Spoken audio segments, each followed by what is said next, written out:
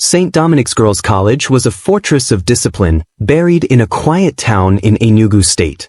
It was the start of the second term, and as usual, the arrival of fresh corps members stirred up excitement among the senior students. Amarachi was no ordinary SS3 student. She was top of her class, the chapel prefect, and already known by staff as the girl most likely to make it. But beneath her responsible facade lived a girl curious about the world, and tired of the suffocating walls of perfection. That morning, during assembly, the principal introduced the new corps members. Amarachi barely paid attention, until she saw him. He was tall, with deep-set eyes, a calm expression, and an effortless smile. The sun caught the edge of his NYSC khaki as he stood on the podium. Corper Kenechukwu will be handling English language and literature. Amarachi's breath hitched. Something shifted inside her. Kenechukwu was unlike any teacher Amarachi had known. He didn't just teach Shakespeare, he brought him alive. He challenged them to think beyond the page, to speak up, to feel. When Amarachi raised her hand with a complex analysis of Julius Caesar, he paused and smiled. Brilliant. You should be a professor. That was it. A single sentence that ignited something dangerous and beautiful. Over the next few weeks, Amarachi began staying behind after class, asking questions. Sometimes they talked about books. Sometimes life. They never crossed the line. But lines blurred in moments. The way his eyes lingered too long, how her heart raced when he laughed. Chapter 3, Rumors and Whispers. Some girls started whispering. One SS1 student even claimed she saw them walking alone near the back of the chapel. Amarachi shrugged it off.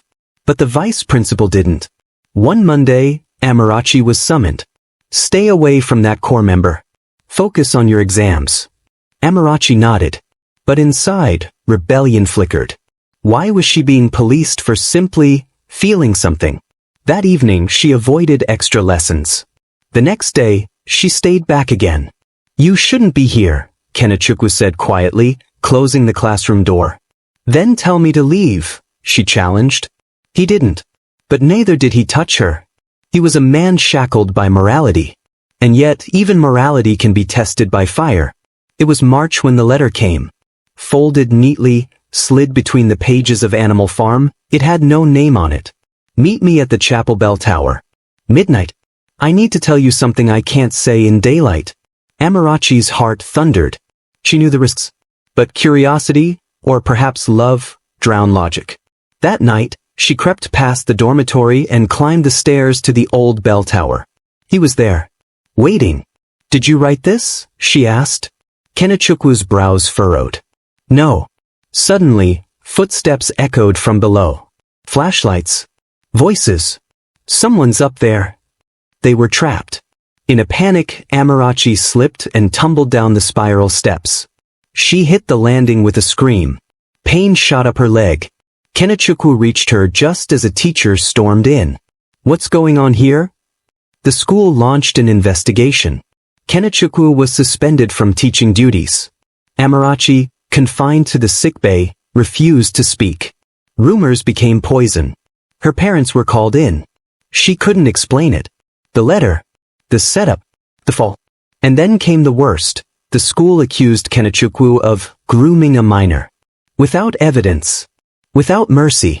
Kenechukwu was transferred to a school in Ebonyi. He left without saying goodbye. Amarachi recovered from the sprain, but her soul limped far worse. She studied alone. Graduated quietly. No valedictory speech. No celebration. Just silence. Yet something inside her didn't die. A hunger. A need to prove the world wrong. 2 years later, Amarachi was a second-year English major at the University of Nigeria, Nsukka. She had buried her past, but it lived on. In her poetry, in the way she avoided eye contact with older male lecturers. One rainy day, while attending a campus book reading, she heard a voice that made her skin crawl and heart leap. Today's guest speaker is Mr. Kenechukwu Ezenwa, a published poet and NYSC award winner. She froze. He walked in. Their eyes met. For a second, it was like the world turned quiet. After the event, she walked up to him. You disappeared. He looked at her. his voice low. They made me. They talked for hours. And finally he told her the truth. The letter was forged by another corps member who had feelings for Amarachi and grew jealous. That corps member was later expelled for misconduct, but by then, the damage had been done. Tears filled her eyes. The anger she had buried, the love she had buried, it all came back. Why didn't you fight for me? She asked. Because I didn't want to ruin you. You were only 17. They started spending time together, now as adults, now without shadows. It wasn't a fairy tale. There were doubts, wounds. But this time, there was no fear. Just healing. Kenechukwu waited until she graduated before officially asking her out. 3 years later, she stood in a white gown, staring at him across the aisle. I fell in love with a ghost, she said in her vows, but today, that ghost stands in flesh and blood, and I choose him. Amarachi became a lecturer in literature. Kenechukwu published 3 books. Together, they held seminars on ethics, youth mentorship, and safe boundaries in education. And every now and then, when they visited their hometown, they would pass by the old chapel bell tower. She would squeeze his hand. The fall was worth it. And he'd smile, holding her closer. Because it led me to you. The year after Amarachi's graduation was not all roses. Love, even the kind rooted in shared pain, doesn't erase scars. There were awkward moments. Times Kenechukwu would flinch when someone asked how they met. Times Amarachi wondered if she had truly moved on from that tower, that fall. But what anchored them was honesty. I don't want to be a secret anymore, she told him one night under the stars at Nsukka's Freedom Park. You never were, he replied. But now, you'll be my legacy. He meant it. They co-wrote a paper on emotional boundaries between students and educators, which was published in the Nigerian Journal of Youth Studies. Amarachi's voice, raw but bold, stunned readers. It was her redemption. Despite their happiness, not everyone celebrated their reunion. News of their relationship trickled into Amarachi's hometown. Social media flared. Inappropriate. Immoral. Predator. Even old classmates whispered, see? So it was true then. At first, Amarachi was devastated. But Kenechukwu held her through the storm. You don't owe anyone your silence. But neither do you owe them your joy. Then one afternoon, Amarachi received a surprising phone call. Mrs. Onyeka, the once skeptical principal of St. Dominic's, wanted to speak with her, urgently. In the principal's office, Mrs. Onyeka looked older, wearier. There's something I never told you. After the scandal, one of the corps members, Olamide, confessed to forging the letter. You knew. Amarachi's voice cracked. By then it was too late. The pressure from the state education board, your parents. I was told to bury it. For the school's reputation. She handed Amarachi a letter. Handwritten. Signed by Olamide. A full confession. Amarachi stared at the paper, hands trembling.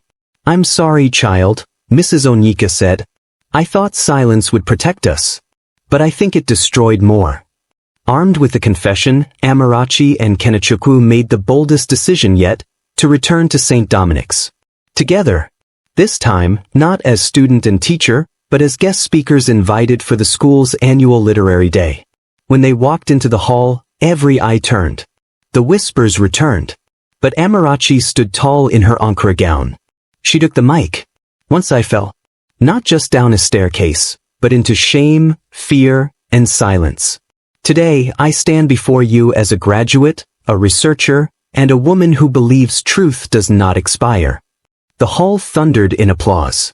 When Kenechukwu spoke, he was humble, reflective, forgiving. The scandal was finally laid to rest. Amarachi got accepted into a graduate program in Canada. Kenechukwu, now a published author, was offered a residency with a Pan-African Writers' Fellowship in Senegal. They debated what to do. Do we do long distance again? Amarachi asked. Or do we choose a third option? Kenechukwu reached into his pocket and brought out a ring. No crowd. No cameras. Just 2 souls who had walked through fire, together. They married in a simple ceremony attended by close friends and family. Chioma, now a medical student, gave the toast again. The first time I warned her about him. Now I celebrate them. Life is funny like that.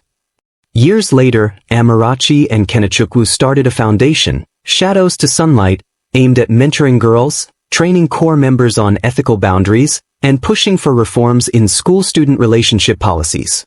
They were invited across Nigeria to speak. Their story, once one of shame, became one of inspiration. One afternoon, while sorting through old books at home, Amarachi found that original copy of Animal Farm. She opened it and found the forged letter. She smiled, then placed it in a memory box labeled, "Where the shadows ended and sunlight began." Thank you for watching. Make sure you like and subscribe. Don't forget to turn the notification bell for newly created content.